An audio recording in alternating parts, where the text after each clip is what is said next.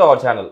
అందం అంటే ఫేసే కాదండి, మన హెయిర్ కూడా. మనం బయటికి వెళ్తే మన హెయిర్ చాలామంది మన హెయిర్ను చూసే మాట్లాడుతూ ఉంటారు. ఏంటంటే ఒత్తుగా ఉంది, ఎక్కువ పెరిగింది, అట్ ద సేమ్ టైం సిల్కీగా ఉంది, ఇలాంటి మాటలు వస్తాయి. అలా కాకుండా హెయిర్ లాస్ అవుతూ చాలామందిలో చూస్తూ ఉన్నాం ఈ ప్రాబ్లం.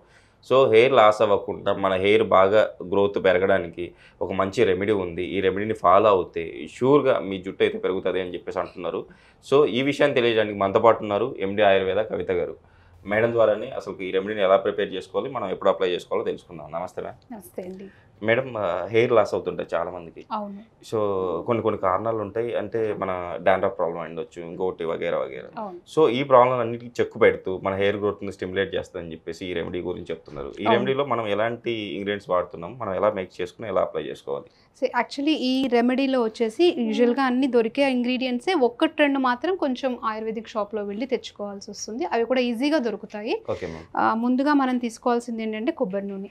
అంటే కొన్ని హెయిర్ ఆయిల్స్ యాక్చువల్లీ నువ్వుల నూనె వాడుకోవచ్చు, బట్ ఏంటంటే హెయిర్కి వచ్చేసి కేశం అన్నది మాత్రం కొబ్బరి నూనె. Okay ma'am. సో ఫస్ట్ మనం కొబ్బరి నూనె తీసుకుంటాము. ముందుగా 1 కప్పు కొబ్బరి నూనె. Okay ma'am. పూర్తిగా బాండ్లీలో తీసుకున్నాక ఓకే మ్యామ్, ఇది కొంచెం గోరువెచ్చని అవ్వాలి, వేడిగా ఉంది. దీంట్లోకి వచ్చేసి ఏంటంటే first brahmi. Okay ma'am. Brahmi powder వేస్తాను. Okay ma'am. తర్వాత ఇది వచ్చేసి గుంటగలగరాకు. ఇది చాలా మందికి తెలుసు. ఓకే. గుంటగలగరాకు మేడం మాక్సిమం అన్ని కలర్స్ ఒకేలాగా ఉన్నాయి మేడం. అవునండి. యాక్చువల్లీ ఏంటి అని అంటే బ్రాహ్మీ కానీ గుంటగలగరాకు, ఇది నీలి, ఇవన్నీ కూడా టోటల్ ప్లాంట్ తీసుకుంటాము. Okay ma'am. టోటల్ ప్లాంట్ అంటే పంచాంగం అంటాము. ఆకులు ఒక్కటే కాకుండా పంచాంగం తీసుకునేటప్పుడు గ్రీన్ కలరే ఎక్కువ డామినేటింగ్గా ఉంటుంది. సో ఈ మూడు కూడా ఒకటే రంగులో ఉంటాయి అన్నమాట. దీన్ని నీలి, ఇంగ్లీష్లో దీన్ని ఇండిగో అని కూడా అంటాము. And this is also for hair growth. Okay ma'am. తర్వాత మెంతులు అందరికీ తెలిసినదే. Okay ma'am. మెంతులు హెయిర్ చాలా కండిషనింగ్గా ఉంటుంది, సాఫ్ట్నెస్ అండ్ సిల్కీనెస్ ఇస్తుంది. అలాగే మందారం పూల పొడి. మందార పూల పొడి కూడా అందరికీ తెలిసిందే. Okay ma'am.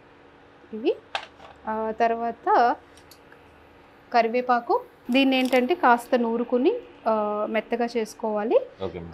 కరివేపాకు పొడి అండ్ అలాగే వేపాకు. ఇది దేనికి అంటే ఒకవేళ ఏమైనా తలలో డాండ్రఫ్ లాంటి కండిషన్స్ ఏమైనా ఉన్నా, సోరియాటిక్ కండిషన్స్ ఏమైనా ఉన్నా, పొట్టు రాలడం లాంటి ప్రాబ్లము, దురద ఉంటుంది కొంతమందికి, అలాంటి ప్రాబ్లమ్స్ని ఇది నివారిస్తుంది. దీన్ని కూడా ఏంటంటే కాస్త కచ్చపచ్చగా నూరుకోవాలి. నూరుకుని ముద్ద చేసుకున్నాక వేసుకుని ఇది బాగా ఈ మిశ్రమాన్ని కలపాలి. Okay ma'am. ఇలా మనం ఎంతసేపు మనం దీన్ని బాయిల్ చేసుకోవాలి మేడం ఈ ఆయిల్లో? యాక్చువల్లీ ఏంటి అని అంటే ఈ మిశ్రమంలో వాటర్ కంటెంట్ కొద్దిగా ఉంటుంది. ఎందుకంటే మనం కరివేపాకు పచ్చిది వేస్తున్నాము నూరి, అలాగే ఈ వేపాకు కూడా పచ్చిది నూరి వేస్తున్నాం కాబట్టి ఇందులో ఎంతో కొంత వాటర్ కంటెంట్ ఉండిపోతుంది. ఈ వాటర్ కంటెంట్ అంతా పోయేదాకా బాగా బాయిల్ చేసిన తర్వాత వడగట్టుకుని తలకు అప్లై చేసుకుంటే చాలా మంచిది. Okay ma'am. మేడం అసలు హెయిర్ లాస్ ప్రాబ్లం రావడానికి గల కారణాలు ఏమంటారు? హెయిర్ లాస్ రావడానికి ముఖ్యంగా కారణం ఈ మధ్య కాలంలో ఏంటి అని అంటే ఒకటి స్ట్రెస్ ఇండ్యూస్డ్, తర్వాత మనం తినే ఆహారంలో zinc and iron containing foods బాగా తగ్గిపోవడం, అండ్ అలాగే ముందు పాతకాలంలో ఎప్పుడు కూడా జుట్టు విరమోసుకోవడం అనేది ఎప్పుడు ఉండేది కాదు. ఆల్వేస్ జడ వేసుకోవడమో పూడి పెట్టుకోవడమో. ఇది అంటే సాంప్రదాయబద్ధంగా జడ విరమోసుకోకూడదు అని చెప్పినా కూడా దీనికి సైంటిఫిక్ లాజిక్ ఏంటి అని అంటే సన్ రేస్కి జుట్టు ఎక్కువగా ఎక్స్పోజ్ అయినప్పుడు బ్లీచ్ అవుతుంది, రంగు మారిపోతుంది, and they will become dry. So అందుకని ముడి పెట్టుకోవాలి అని చెప్పేవాళ్ళు పెద్దవాళ్ళు. ఎందుకంటే మనకి ఏదైనా ఒక మెత్తుతో చెప్తే తప్ప మనం వినము అన్నది ఒక ఉంది కాబట్టి ఆ పద్ధతి అనేది చెప్పేవాళ్ళు. కాకపోతే దీనికి సైంటిఫిక్గా ఎండకి ఎక్స్పోజ్ అవ్వడం మంచిది కాదు. Okay ma'am. అది మేడం అంటే డాండ్రఫ్ ప్రాబ్లం కూడా వస్తుంటుంది మేడం. డాండ్రఫ్ ప్రాబ్లం రావడానికి కారణాలు ఏమంటారు? డాండ్రఫ్ ప్రాబ్లం రావడానికి ఒకటి అది స్కాల్ప్ ఇన్ఫెక్షన్, అలాగే ఆయిలింగ్. ఆయిలింగ్ ఆఫ్ స్కాల్ప్ ఉన్నప్పుడు ఏమవుతుంది అంటే స్కాల్ప్ మెత్తగా ఉంటుంది, పొట్టు రాలడం అనేది తగ్గిపోతుంది. ఇప్పుడు ఇవాటి రోజున పిల్లలు ఎవరు కూడా నూనె రాయించుకోవడానికి ఇష్టపడట్లేదు తల్లిదండ్రులతో. ఇదేంటి ఎవరైనా ఇప్పుడు చిన్నపిల్లలు నా దగ్గరికి యంగ్ ఉమెన్ ఎవరైనా వస్తే హెయిర్ రాలిపోతుంది డాక్టర్ గారు అంటారు. ఆయిల్ అప్లై చేసుకోమా అంటే మొహం అంతా పాడైపోతుంది కదండి అంటారు. సో వాళ్ళు చెప్పే ఆప్షన్ ఏంటంటే రాత్రిపూట మేము ఆయిల్ అప్లై చేసుకుంటాం, నెక్స్ట్ డే మార్నింగ్ తలస్నానం చేసేసి ఆఫీస్కి వెళ్తాము అంటారు. బట్ అలాంటప్పుడు ఒక పూటే మనం భోజనం చేస్తామా అంటే కాదు కదా.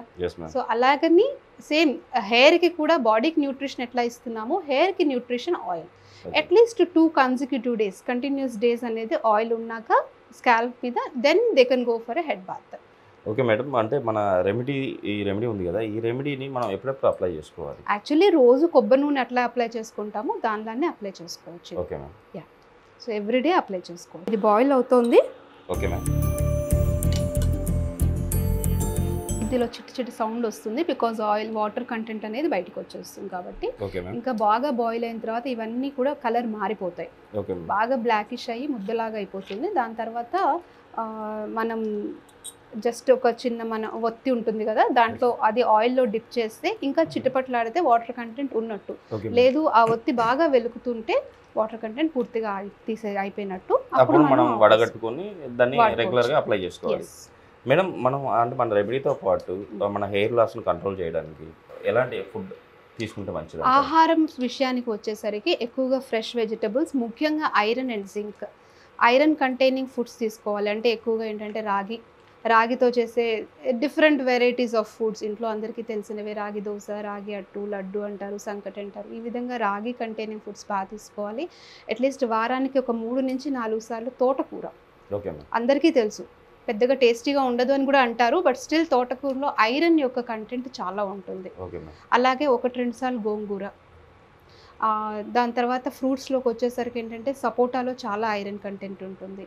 సో ఈ విధంగా ఐరన్ కంటైనింగ్ ఫుడ్స్. అలాగే జింక్ వచ్చేసి ఆల్మండ్స్లో ఎక్కువ ఉంటుంది, మన బాదం పప్పు, క్యారెట్స్లో ఎక్కువగా ఉంటుంది. సో ఈ క్యారెట్ ఇంటేక్, బాదం, ఎవ్రీడే డ్రై ఫ్రూట్స్ తీసుకోవడం మూలంగా, నువ్వులు, వీటితో ఏంటంటే జుట్టు రాలడం సమస్య తగ్గిపోతుంది. మేడం, మన రెమెడీ ఓన్లీ హెయిర్ ఫాల్ని కంట్రోల్ చేయడమే కాదు, డాండ్రఫ్ని కంట్రోల్ చేయడం కాదు, ఇన్ కేస్ గ్రే హెయిర్ని కూడా మళ్ళీ రివర్స్ చేసే అవకాశం ఉందా?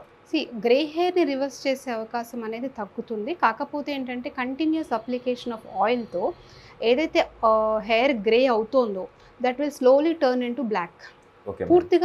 పూర్తిగా బ్లాక్ అవ్వదు, బట్ కలర్ మాత్రం మార్పు వస్తుంది. అలాగే టైం పడుతుంది మారడానికి. అలాగే ఏంటంటే నెక్స్ట్ వచ్చే గ్రే హెయిర్ ఆగిపోతుంది. Okay ma'am. ఎందుకంటే మనం చూస్తున్నాం కదా మేడం, చాలా మంది అంటే పెద్దలు కాదు, చిన్నలు కాదు, చిన్న పిల్లల్లో కూడా ఈ ప్రాబ్లం వస్తూ ఉంది. అంటే గ్రే హెయిర్ ప్రాబ్లం. ఒకప్పుడు మామూలు మన ముసలి వాళ్ళలో మాత్రం చూసేవాళ్ళం, ఓల్డ్ ఏజ్ పీపుల్స్లో. ఇప్పుడు చిన్నపిల్లలు కూడా వస్తూ ఉంది. కారణాలు ఏమంటారు? అగైన్ ఇందాక మనం మాట్లాడుకున్నట్టు స్ట్రెస్ ఒకటి, జెనెటికల్లీ కూడా చాలా చేంజెస్ రావడం, మనం తినే ఫుడ్లో ఏంటంటే పోషక విలువలు ఉన్న ఆహారం బాగా తగ్గిపోవడం. సో ఈ విధమైన కారణాల వలన గ్రే హెయిర్ వస్తుంది. అలాగే గ్రే హెయిర్కి కూడా ఒక చిన్న చిట్కా చెప్తాను. కరివేపాకు అందరికీ తెలిసిందే. రోజు కూడా ఒక కట్ట కరివేపాకుని, అంటే ఇంత ముద్ద, బాగా ఇంత ముద్ద చేసుకున్నాక సమ్వేర్ 30 to 40 grams, అది ఒక 500 ml వాటర్లో, మంచినీళ్ళలో ఆ ముద్ద వేసేసి బాగా బాయిల్ చేయాలి. అంటే 500 ml has to come down to 250 ml, half అయిపోవాలి ఆ వాటర్.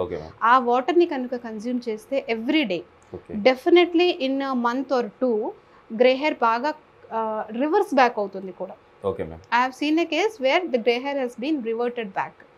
కాకపోతే కరివేపాకు ముద్ద రోజు అది ఫ్రెష్గా ఏ రోజుకి ఆ రోజు చేసుకోవాలి. కరివేపాకు ముద్ద తీసుకొని అది మనం ఇంటేక్ తీసుకోవాలి. వాటర్లో వేసి కషాయంలా కాచుకుని తాగాలి. మన హెయిర్ ఆయిల్ పూర్తిగా ప్రిపేర్ అయిపోయింది. దీన్ని ఇప్పుడు మనం వడగట్టుకున్నాక స్టోర్ చేసుకోవాలి. ఆయిల్ టైట్ జార్స్లో స్టోర్ చేసుకుంటే బెటర్. Okay ma'am. పూర్తిగా చల్లారాలి. పూర్తిగా చల్లారిన తర్వాతనే స్టోర్ చేసుకోవాలి. చూసారు కదండి, ఈ ఆయిల్తో మన డాండ్రఫ్ ప్రాబ్లం కానివ్వండి, హెయిర్ గ్రోత్ అంటే హెయిర్ లాస్ ప్రాబ్లం కానీ ఈజీగా వెళ్ళిపోతుంది అని చెప్పేసి మేడం చెప్పారు కదా. మీరు కూడా ఇంట్లో ఇలా ప్రిపేర్ చేసుకోండి. రెగ్యులర్గా మేడం చెప్పినట్టు రిజల్ట్ పొందిన తర్వాత మాకు కామెంట్ చేస్తారని ఆశిస్తున్నాను. మేడం, ఇంత మంచి రెమెడీ హెయిర్ ఫాల్కి ఇంత మంచి రెమెడీ చెప్పినందుకు థ్యాంక్ యూ.